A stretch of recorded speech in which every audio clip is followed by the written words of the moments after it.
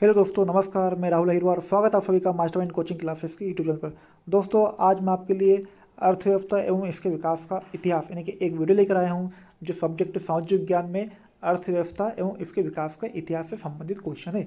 दोस्तों, यहाँ इस क्वेश्चन में टोटल 65 क्वेश्चन रहेंगे, यानी 65 क्वेश्चन रहेंगे इस टॉपिक में। और हाँ, मैंने एक टॉपिक आपको पुराना एक टॉपिक बना के दे दिया है जो आपदा प्रबंधन से जुड़ा हुआ था। तो दोस्तों, यह सेकेंड वीडियो है सामाजिक विज्ञान का जो अर्थव्यवस्था से। और यह एग्जाम और यहाँ क्वेश्चन जितने भी आप गवर्नमेंट एग्जाम की तैयारी कर रहे हैं, जो भी वैकेंसीज आती है जिसमें जीके पूछा जाता है, खासकर कुछ टॉपिक से रिलेटेड, जैसे कि आपदा प्रबंधन हुआ, अर्थव्यवस्था हुआ, तो उनके लिए यह क्वेश्चन बहुत ही इंपॉर्टेंट है। और ख़ास करके जब एग्ज़ाम होने वाली है एग्रीकल्चर डिपार्टमेंट ने आईसीआर की, तो उस एग्ज़ाम के लिए भी यहाँ वीडियो बहुत ही इंपॉर्टेंट है। तो दोस्तों, आइए शुरू करते हैं बिना टाइम व्यर्थ किए। पहला क्वेश्चन, किसने कहा बिहार के विकास के बिना भारत का विकास संभव नहीं है? तो दोस्तों, यहाँ किसने कहा था कि बिहार के विकास के बिना भारत का विकास संभव नहीं है? तो दोस्तों, इसका आंसर आएगा ऑप्शन ए, यानी कि डॉक्टर एपीजे अब्दुल कलाम ने। अगला क्वेश्चन देखते हैं, निम्न में से कौन बीमारू राज्य है? तो दोस्तों, बीमारू राज्य बिहार, मध्य प्रदेश, उड़ीसा। तो दोस्तों, ये सभी बीमारू राज्य की सूची में आते हैं, है ना, बिहार, मध्य प्रदेश, उड़ीसा। योजना आयोग को भंग कौन कर सकता है ना, मतलब क्वेश्चन है कि योजना आयोग को कौन सा आयोग भंग कर सकता है? तो इसका ऑप्शन है ए, नीति आयोग, यानी कि नीति आयोग योजना आयोग को भंग कर सकता है। अगला क्वेश्चन है, भारत में योजना आयोग का गठन कब किया गया था? भारत में योजना आयोग का गठन कब किया गया था? तो ऑप्शन ए है इसका आंसर, 15 मार्च 1950 को योजना आयोग का गठन किया गया था। नीति आयोग का अध्यक्ष कौन होता है? तो दोस्तों, नीति आयोग का अध्यक्ष होता है प्रधानमंत्री, यानी कि ऑप्शन सी। अगला क्वेश्चन है, भारत में नीति यानी कि योजना आयोग की स्थापना कब हुई थी? दोस्तों, पहले नीति आयोग के योजना आयोग के नाम से जाना जाता था, ठीक है। तो इसकी स्थापना कब हुई थी? तो इसकी स्थापना हुई थी दोस्तों 1 जनवरी 2015 को। तो नीति आयोग की स्थापना हुई थी 1 जनवरी 2015 को। उससे पहले नीति आयोग योजना आयोग के नाम से जाना जाता था और इसका अध्यक्ष प्रधानमंत्री होता है। अगला क्वेश्चन है, भारत में विकास की नीति कौन सी संस्था बनाती है? तो दोस्तों, भारत में विकास की नीति नीति आयोग बनाता है, ठीक है। ऑप्शन सी इसका आंसर होगा, नीति आयोग। अगला क्वेश्चन, तेलंगाना राज्य गठन कब हुआ था? तो दोस्तों, तेलंगाना राज्य गठन हुआ था 2 जून 2014 को, ठीक है, जो आंध्र प्रदेश से अलग हुआ था। तो इसका आंसर है ऑप्शन ए, 2 जून 2014। अगला क्वेश्चन है, मानव की न्यूनतम आवश्यकता क्या है, यानी कि मानव की कम से कम आवश्यकता होती? तो दोस्तों, हम शुरू से पढ़ते आए कि मानव की न्यूनतम आवश्यकता है रोटी, कपड़ा और मकान, यानी कि ऑप्शन ए। अगला क्वेश्चन है, स्वच्छ भारत मिशन कब प्रारंभ किया गया था दोस्तों? तो स्वच्छ भारत मिशन 2 अक्टूबर 2014 को शुरू किया गया था और प्रधानमंत्री नरेंद्र मोदी द्वारा इसे शुरू किया गया था, ठीक है। तो इसकी डेट याद रखना, ऑप्शन सी इसका आंसर, 2 अक्टूबर 2014 को। अगला क्वेश्चन है, प्रधानमंत्री उज्ज्वला योजना कब प्रारंभ की गई थी? तो दोस्तों, उज्ज्वला योजना 1 मई 2016 को प्रारंभ की गई थी और अभी प्रधानमंत्री नरेंद्र मोदी द्वारा शुरू की गई थी। अगला क्वेश्चन है, भारत में राज्य का पुनर्गठन कब हुआ? तो दोस्तों, भारत में राज्य का पुनर्गठन 1956 में हुआ था, यानी कि ऑप्शन बी। अगला क्वेश्चन है, अर्थव्यवस्था के कितने प्रमुख क्षेत्र हैं? तो दोस्तों, अर्थव्यवस्था के 3 प्रमुख क्षेत्र होते हैं, ठीक है। तो इसका आंसर आएगा ऑप्शन सी। निम्न में से कौन से देश में मिश्रित अर्थव्यवस्था है? तो दोस्तों, भारत में मिश्रित अर्थव्यवस्था है। मिश्रित अर्थव्यवस्था जिसमें दो या दो से अधिक अर्थव्यवस्था काम करती हो। अब हमने एक क्वेश्चन पढ़ा था कि भारत में कितनी अर्थव्यवस्था, तो दोस्तों 3 टाइप की अर्थव्यवस्था होती है ना। तो ठीक है, भारत में एक मिश्रित अर्थव्यवस्था कहते हैं, जिसमें 2 से 3 अधिक हो तो फिर मिश्रित अर्थव्यवस्था कहते हैं। अगला क्वेश्चन है, निम्न में कौन प्राथमिक क्षेत्र कहा जाता है? तो दोस्तों, जो अभी हमने अर्थव्यवस्था पढ़ी है उसमें प्राथमिक क्षेत्र यानी प्राथमिक अर्थव्यवस्था हम किसे कहते हैं? तो वह है ऑप्शन बी, यानी कृषि क्षेत्र को हम प्राथमिक अर्थव्यवस्था या फिर प्राथमिक क्षेत्र कहते हैं, ठीक है। सेकंड क्वेश्चन है, भारत में सेवा क्षेत्र को सामान्यतः कितने भागों में बांटा जा सकता है? तो दोस्तों, सेवा क्षेत्र को 2 भागों में बांटा गया है। बिहार में पंचायत स्तर पर महिलाओं को आरक्षण कब दिया गया? तो बिहार में पंचायत स्तर पर महिलाओं को आरक्षण 2006 में दिया गया था। आंसर रहेगा ऑप्शन सी, 2006। भारत की राष्ट्रीय आय में किस क्षेत्र का सर्वाधिक योगदान है? तो भारत की राष्ट्रीय आय का किस क्षेत्र का सर्वाधिक योगदान दोस्तों? अगला क्वेश्चन है, भारत की राष्ट्रीय आय में किस क्षेत्र का सर्वाधिक योगदान है? दोस्तों, आंसर आएगा सी, यानी कि तृतीय क्षेत्र का सबसे अधिक योगदान होता है। अर्थव्यवस्था आजीविका अर्जन की एक प्रणाली है, यहाँ कथन किसका है? तो यह कथन दोस्तों ब्राउन क्रेन्स का। आर्थिक क्रियाओं का उद्देश्य होता है क्या? जीविकोपार्जन। आर्थिक क्रियाओं का उद्देश्य होता है जीविकोपार्जन। अगला क्वेश्चन, भारत की आर्थिक व्यवस्था क्या है? तो भारत की आर्थिक व्यवस्था है सकल राष्ट्रीय उत्पाद, जिसे हम जीडीपी बोलते हैं, प्रति व्यक्ति आय और आर्थिक कल्याण का आधार, यानी कि ये सभी आएगा। ऑप्शन डी रहेगा इसका, यानी कि ये सभी। ठीक है। अगला क्वेश्चन है कि आर्थिक विकास की व्याख्या के विभिन्न आधार कौन कौन से है ना? आर्थिक विकास की व्याख्या के विभिन्न आधार कौन कौन से? तो उसका ऑप्शन आएगा दोस्तों ग्रुप आंसर डी, यानी कि सकल राष्ट्रीय उत्पाद, प्रति व्यक्ति आय और आर्थिक कल्याण आधार, यानी कि सभी है, यानी कि आंसर डी। भारत में आर्थिक विकास का मुख्य श्रेय दिया जाता है किसे? तो ये दिया जाता है दोस्तों नियोजन। नियोजन मतलब प्लानिंग होती है। ठीक है। तो भारत में आर्थिक विकास का श्रेय दिया जाता है प्लानिंग को, एक नियोजन को। आर्थिक विकास की माप करने के लिए एक उचित मूल्यांकन या सूचकांक क्या है? तो यह है प्रति व्यक्ति आय। जितनी ज़्यादा प्रति व्यक्ति आय होगी उतना ही देश विकसित और मजबूत होगा, यानी कि इसका आंसर आएगा ऑप्शन बी, प्रति व्यक्ति आय। अगला क्वेश्चन, बिहार में मानव विकास को कौन सा रूप दिया गया है? तो दोस्तों इसका आंसर है ए, जन आंदोलन। अगला क्वेश्चन, बिहार में किसकी प्रधानता है? तो दोस्तों बिहार में कृषि की अधिकतम प्रधानता होती है, ऑप्शन डी। इनमें कौन आधारभूत संरचना नहीं है? तो दोस्तों उद्योग एक आधारभूत संरचना नहीं है। अगला क्वेश्चन, प्रथम मानव विकास रिपोर्ट किसके निर्देशन पर तैयार की गई? तो दोस्तों महबूब उल हक द्वारा तैयार की गई थी प्रथम मानव विकास रिपोर्ट। अगला क्वेश्चन, भारत का कौन सा आर्थिक क्षेत्र सबसे बड़ा है? तो दोस्तों ऑप्शन सी, अभी हमने ऊपर पढ़ा है कि भारत का सबसे बड़ा आर्थिक क्षेत्र है और तृतीय। ठीक है, तृतीय क्षेत्र।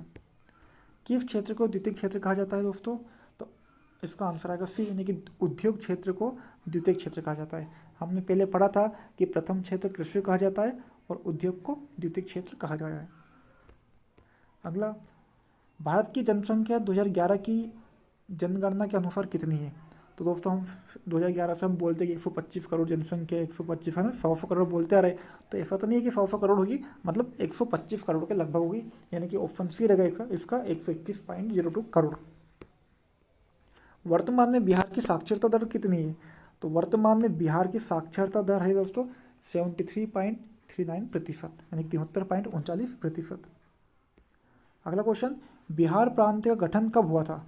तो बिहार प्रांत का गठन हुआ था 22 मार्च 1912 को, ये ध्यान रखें। बिहार राज्य में लोगों की आजीविका का मुख्य आधार क्या है? तो कृषि। जैसे बिहार एक कृषि प्रधान राज्य है तो वहाँ के लोगों की जो आजीविका का मुख्य आधार भी कृषि ही रहेगा, यानी कि ऑप्शन बी। अगला क्वेश्चन, राष्ट्रीय विकास परिषद का अध्यक्ष कौन होता है? दोस्तों राष्ट्रीय विकास परिषद का अध्यक्ष प्रधानमंत्री होता है, ऑप्शन बी। किस आधुनिक यंत्र के आगमन के बाद सूचना, शिक्षा एवं ज्ञान सर्वसुलभ हो गया? तो दोस्तों इसका आंसर है कंप्यूटर, कि कंप्यूटर ने हर क्षेत्र में अपनी अहम भूमिका निभाई, चाहे शिक्षा हो, स्वास्थ्य हो, जो भी हो। तो इसका आंसर आएगा ऑप्शन बी, कंप्यूटर। अगला क्वेश्चन है, वर्तमान समय में विश्व व्यापार संगठन के कुल कितने सदस्य हैं? तो दोस्तों विश्व व्यापार संगठन के टोटल 164 सदस्य हैं, 164 सदस्य देश है, ऑप्शन सी। व्यावसायिक बैंक का राष्ट्रीयकरण कब किया गया? तो व्यावसायिक बैंक का राष्ट्रीयकरण 1969 में किया गया, ऑप्शन बी। अगला क्वेश्चन है कि गरीबी रेखा के नीचे रहने वाले शहरी लोगों की कैलोरी की मात्रा कितनी होनी चाहिए? तो दोस्तों उनकी कैलोरी की मात्रा होनी चाहिए 2100 कैलोरी, यानी कि ऑप्शन ए। अगला क्वेश्चन है, ग्रामीण क्षेत्रों में रहने वाले लोगों की कैलोरी की मात्रा कितनी होनी चाहिए? दोस्तों ग्रामीण लोगों के लिए 2400 कैलोरी की मात्रा होनी चाहिए और शहरी के लिए 2100 कैलोरी की मात्रा होनी चाहिए। तो ग्रामीण क्षेत्रों के लिए कैलोरी की मात्रा होगी 2400 कैलोरी, यानी कि इसका आंसर होगा ऑप्शन ए। अगला क्वेश्चन है, जनसंख्या वृद्धि से आर्थिक विकास की गति मंद हो जाती है। दोस्तों हमें पता है कि जिस देश में की जनसंख्या अधिक होगी वहाँ का विकास ज़्यादा नहीं हो पाता है। तो इसका आंसर आएगा ऑप्शन बी, यानी कि जनसंख्या की वृद्धि से आर्थिक विकास मंद हो जाता है, यानी कि धीमा हो जाता है। अगला क्वेश्चन है, अगला क्वेश्चन है, मानव विकास सूचकांक में भारत का क्या स्थान रहा है? तो इसका ऑप्शन आएगा 126, ऑप्शन ए। शिक्षक द्वारा अपने पुत्र को पढ़ाना कौन सी क्रिया है? तो अनार्थिक क्रियाएं, शिक्षक द्वारा अपने पुत्र को पढ़ाना अनार्थिक क्रियाएं, यानी कि कोई शिक्षक जो अपने पुत्र को पढ़ाएगा तो उससे कोई आर्थिक लाभ नहीं होगा, कोई वो पुत्र उस अपने पिता को कोई फीस नहीं देगा, कोई रुपये नहीं देगा ना, तो वो कैसी क्रिया है, वो अनार्थिक क्रियाएं हैं। ठीक है, इसका आंसर आएगा ऑप्शन बी। अगला क्वेश्चन, इनमें से कौन भारत सरकार का केंद्रीय बैंक है? तो दोस्तों रिजर्व बैंक ऑफ बनेगा RBI, भारत सरकार का केंद्रीय बैंक है reserve bank of India, option आएगा सी। अगला क्वेश्चन, इनमें किसका अर्थव्यवस्था में योगदान नहीं होता? तो दोस्तों कालाबाजारी का अर्थव्यवस्था में योगदान नहीं होता, और इसके अलावा कृषि का अर्थव्यवस्था में योगदान होता है, उद्योग का होता है, बैंकिंग का होता है ना, तो तीनों का अर्थव्यवस्था में योगदान होता है, किंतु कालाबाजारी का अर्थव्यवस्था में योगदान नहीं होता, तो इसका आंसर आएगा ऑप्शन डी। अगला क्वेश्चन है, समावेशी विकास से जीवन स्तर ऊंचा होता है, तो समाज के सभी वर्गों का, यानी कि ऑप्शन सी। अगला क्वेश्चन, रेल बजट को किस वित्तीय वर्ष में सामान्य बजट में समावेशित किया गया? तो दोस्तों रेल बजट को सामान्य सामान्य बजट में कब जोड़ा गया? तो इसका आंसर आएगा 2017-18 के बजट में। पहले रेलवे बजट अलग से पेश किया था, किंतु 2017-18 से यह सामान्य बजट में पेश किया जाता है। अगला क्वेश्चन है कि 12वीं पंचवर्षीय योजना की अवधि क्या है? तो दोस्तों 12वीं पंचवर्षीय योजना की अवधि है 2012 से 2017 तक, और जो अभी जो चल रही है वो 13वीं पंचवर्षीय योजना है। ठीक है, एक पंचवर्षीय योजना दोस्तों 5 वर्ष की होती है। अगला क्वेश्चन है कि सामान्यतः किसी देश के विकास का स्तर किस आधार पर निर्धारित किया जाता है? दोस्तों किसी देश के विकास का स्तर उसकी प्रति व्यक्ति आय से, उसकी साक्षात्कार दर से, स्वास्थ्य की स्थिति से, यानी कि तीनों ही आधार पर निर्धारित किया जाता है, यानी कि ऑप्शन डी आएगा ये सभी। अगला क्वेश्चन है कि बिहार की जनसंख्या 2011 की जनगणना के अनुसार कितनी थी?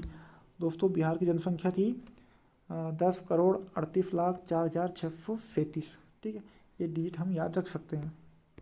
अगला क्वेश्चन है कि बिहार के विकास में एक बहुत बड़ी बाधा क्या दोस्तों? तो बाढ़। हमने पढ़ा है पहले की आपदा प्रबंधन में कि सबसे अधिक बाढ़ प्रभावित क्षेत्र कौन सा दोस्तों? तो वो है बिहार। ठीक है, तो आंसर आएगा ऑप्शन बी, बाढ़। प्रथम पंचवर्षीय योजना शुरू हुई थी दोस्तों कब से? तो 1951 से प्रथम पंचवर्षीय योजना शुरू हुई थी। ठीक है, ऑप्शन सी। भारत की आर्थिक व्यवस्था क्या है? तो दोस्तों भारत की आर्थिक व्यवस्था मिश्रित है। हमने पहले ही पढ़ा है कि भारत की आर्थिक व्यवस्था मिश्रित अर्थव्यवस्था है। ठीक है, अगला क्वेश्चन है कि वर्तमान समय में आर्थिक विकास के किस क्षेत्र का योगदान सर्वाधिक है? ठीक, तो दोस्तों इसका आंसर आएगा सेवा का, यानी कि वर्तमान समय में आर्थिक विकास में किस क्षेत्र का योगदान है? तो सबसे अधिक सेवा का। सेवा क्षेत्र से कहते हैं दोस्तों, जैसे कि एक क्षेत्र, प्रथम क्षेत्र होता है कृषि, द्वितीय क्षेत्र होता है उद्योग, और जो तृतीय क्षेत्र है वो सेवा का क्षेत्र है। सेवा क्षेत्र मतलब ऐसा कि जैसे कोई डॉक्टर है, डॉक्टर किसी पेशेंट का इलाज कर रहा है तो वो सेवा कर रहा है, शिक्षक अपने छात्रों को पढ़ा रहा है तो सेवा कर रहा है, तो जितने भी ऐसे काम होते तो उसे हम कहते हैं सेवा का क्षेत्र। बाकी कृषि क्षेत्र हम फसल उगाते हैं, उद्योग क्षेत्र जिसमें हम मैन्युफैक्चरिंग करते हैं। ठीक है, और तीसरा क्षेत्र होता है सेवा क्षेत्र। ठीक है, तो इसका आंसर आएगा ऑप्शन सी, सेवा क्षेत्र। अगला क्वेश्चन था, पहला मानव विकास सूचकांक किस अर्थशास्त्री ने तैयार किया था? तो दोस्तों हमने इसका भी आंसर पढ़ा था कि महबूब उल हक ने। ठीक है, अगला क्वेश्चन है कि विकास के मामले में कौन सा राज्य अग्रणी है? तो दोस्तों ऑप्शन बी है इसका, गुजरात, यानी कि विकास के दर में सबसे अधिक अग्रणी, यानी सबसे आगे है गुजरात, ऑप्शन बी। मानव विकास के मामले में सर्वोच्च राज्य कौन सा है? केरल। अगला क्वेश्चन, भारत में पहला मानव विकास रिपोर्ट जारी हुआ था, तो ये हुआ दोस्तों 2002 में, ऑप्शन ए। अगला क्वेश्चन है कि 2011 के जनगणना के अनुसार बिहार में कुल कितने प्रतिशत लोग साक्षर हैं? तो दोस्तों 2011 की जनसंख्या के अनुसार हमें कितने प्रतिशत लोग साक्षर निकालने, और बिहार के तो दोस्तों वहाँ पे थे 2011 की जनगणना के अनुसार 63%, यानी कि 63.82%। यह बिहार की साक्षरता दर। अगला क्वेश्चन है कि बिहार में सबसे अधिक जनसंख्या वाला राज्य कौन सा है? तो दोस्तों बिहार में सबसे अधिक जनसंख्या पटना में हुई, तो इसका राइट आंसर रहेगा ऑप्शन बी, पटना। अगला क्वेश्चन है कि बिहार में सबसे कम जनसंख्या वाला जिला है? तो दोस्तों बिहार में सबसे कम जनसंख्या वाला जिला कौन सा है? वो है शिवहर, और सबसे अधिक कौन सा कहाँ पे? तो वो है पटना। पटना बिहार की दोस्तों राजधानी भी है। अगला क्वेश्चन, बिहार का लिंग अनुपात कितना है दोस्तों? तो बिहार का लिंग अनुपात है 916:1000, यानी लिंग अनुपात होता है कि 1000 लड़कों पर 916 लड़कियां हैं। ठीक है, तो ये है इसका लिंग अनुपात। अगला क्वेश्चन, भारत की प्रति व्यक्ति आय 2004 के आंकड़ों के अनुसार कितनी है? तो दोस्तों ये है प्रति व्यक्ति आय 28,000 रुपये प्रति वर्ष। यानी कि यदि हम प्रति व्यक्ति आय निकालें एक वर्ष की, तो प्रत्येक व्यक्ति एक वर्ष में 28,000 रुपये कमाता है। ये इसका एवरेज है एक साल का। अगला क्वेश्चन, 11वीं पंचवर्षीय योजना की अवधि कब तक की है दोस्तों?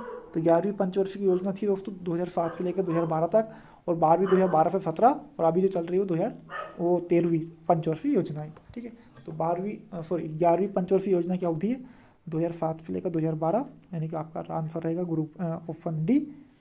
ठीक है, अगला क्वेश्चन देखते हैं कि राष्ट्रीय विकास परिषद का गठन कब हुआ था? तो राष्ट्रीय विकास परिषद का गठन हुआ था दोस्तों 1952 में, यानी कि इसका राइट आंसर होगा ऑप्शन सी। अगला क्वेश्चन देखते हैं, अंतर्राष्ट्रीय साक्षरता दिवस कब मनाया जाता है? तो दोस्तों अंतर्राष्ट्रीय साक्षरता दिवस प्रत्येक वर्ष 8 सितंबर को मनाया जाता है। ठीक है दोस्तों, तो ये था दोस्तों, मैंने आपको सोशल साइंस में आर्थिक यानी कि अर्थव्यवस्था से जुड़े हुए सारे क्वेश्चन बता दिए हैं, और मुझे आशा है कि आप लोगों को क्वेश्चन समझ में आए होंगे और अच्छे लगे होंगे, क्योंकि यह क्वेश्चन अर्थशास्त्र एवं विकास के इतिहास का सार है दोस्तों। ठीक है, तो मैं यही चाहूँगा कि यदि आपने यह वीडियो अच्छे से देखे, और इस वीडियो देखने के बाद जो आपदा प्रबंधन है वो वीडियो भी आप जरूर देखें, क्योंकि वहाँ भी अच्छे क्वेश्चन थे, वो भी मैंने कहीं से निकाले थे, और ये भी दोस्तों अच्छे क्वेश्चन है। और हाँ, वीडियो देखने के बाद वीडियो को शेयर जरूर करें, क्योंकि उन बच्चों तक भी ये वीडियो पहुँचे दोस्तों जिनको इसकी आवश्यकता है। तो यदि आपने चैनल को सब्सक्राइब नहीं किया हो तो अभी तक सब्सक्राइब कर लें। यदि आपने चैनल को सब्सक्राइब नहीं किया हो दोस्तों, तो इसको सब्सक्राइब कर लें, क्योंकि आने वाले वीडियो के आपको नोटिफिकेशन मिलते रहे। और वीडियो को अधिक से अधिक लाइक करें और शेयर करें। ठीक है दोस्तों, मिलते हैं नेक्स्ट वीडियो में, तब तक के लिए जय हिंद।